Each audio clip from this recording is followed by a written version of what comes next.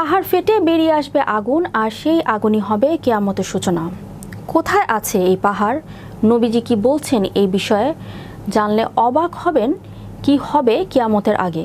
বিস্তারিত থাকছে ডেস্ক রিপোর্টে।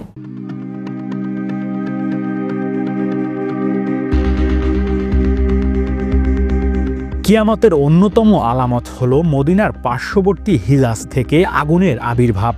আবু হুরায়রা রাদিয়াল্লাহু থেকে বর্ণিত, রাসূলুল্লাহ সাল্লাল্লাহু আলাইহি সাল্লাম বলেছেন, কিয়ামত সংগঠিত হবে না যতক্ষণ হিজাজের জমিন থেকে এমন আগুন বের হবে যা বর্ষার উটগুলোর গর্দান আলোকিত করে দেবে।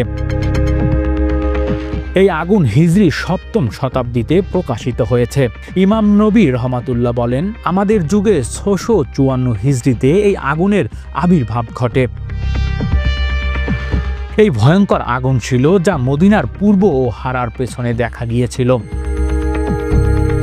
এ ব্যাপারে সব সিরিয়াবাসী ও শহরবাসীর কাছে নিরঙ্কুশ সংবাদ পৌঁছেছে এবং মদিনার প্রত্যক্ষদর্শীরা আমাকে সংবাদ দিয়েছে। শারহুন নবী আলু মুসলিম উক্ত হাদিসের ব্যাখ্যা করেছেন এবং তাতে উল্লেখ রয়েছে,